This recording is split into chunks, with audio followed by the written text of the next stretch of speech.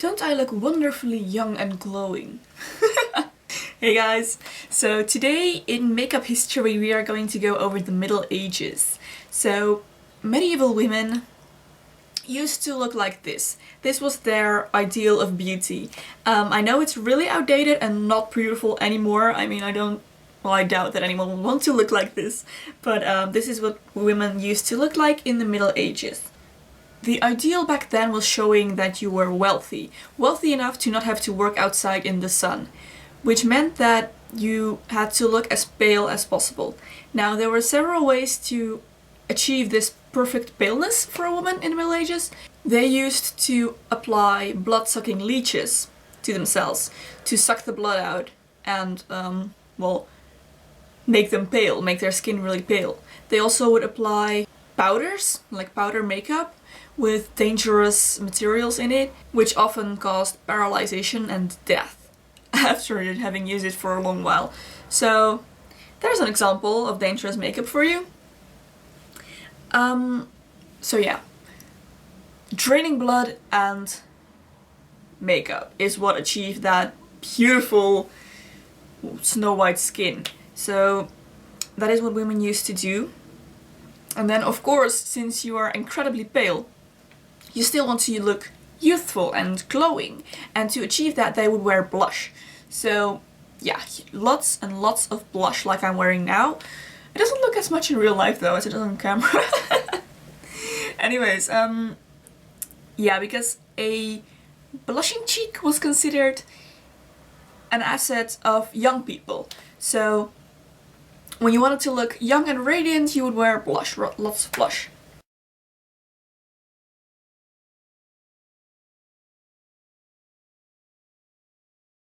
Now, also what women used to do in the Middle Ages was pluck their eyebrows into really high arches, kind of similar pretty much to what they used to do in the 20s.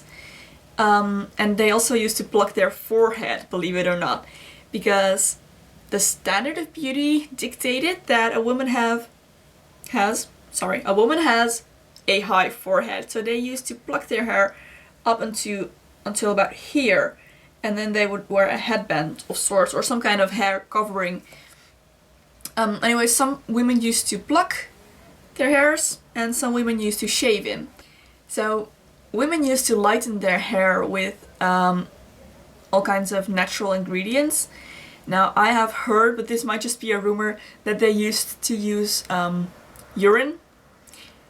They would apply it in their hair and sit in the sun and it would lighten their hair. Yeah. That's pretty disgusting, right? So generally the look they were going for was royal. You were to look as royal as possible, as if you had not been out in the sun for a second of your life. So which is kind of the opposite of what we like nowadays. We like people to look tan and,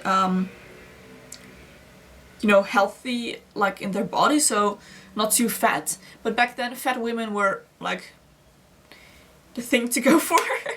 Because a fat woman was wealthy enough to eat a lot and gain that fat, whereas a poor woman was skinny, you know, because she didn't have anything to eat and she was out in the sun, so she was tan as well. So fat and white, that was the standard of beauty back then. Yeah, I am going to show you how to recreate this medieval woman look. In case you ever want to recreate it for, let's say, Halloween or something. So yeah, enjoy the tutorial. So I'm going to start off by removing my eyebrows, and I'm doing that using some nose wax that I got at a costume store. So now I'm going to go over that with concealer to make it match my own skin color. And now I'm going to cover my whole face in a light foundation. You want this to be as pale as possible, but don't worry if it's not completely pale, because we're going to fix that later.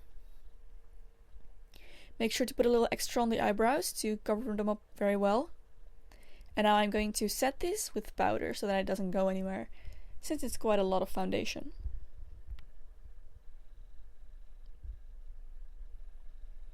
So the next step is applying a white powder all over the face. I'm using the highlighter side of my shaping and highlighting duo, but you can use whatever white powder you have, even eyeshadow. And just apply this all over your face to make it really white. And now I'm going to draw on a new set of eyebrows, slightly higher than my own. If your eyebrows are naturally high, of course you can skip this step, but mine are pretty low, so I need this to make it look good. Okay, so excessive blush. Like I told you, this was the main aspect of a medieval woman's makeup. It was the blush. So I'm going to apply a load of it.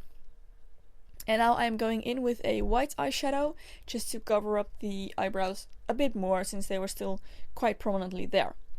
Now a nude lipstick to remove the lips, because, you know, there's not much blood in your face. And a little bit of red to give it a more lively appearance.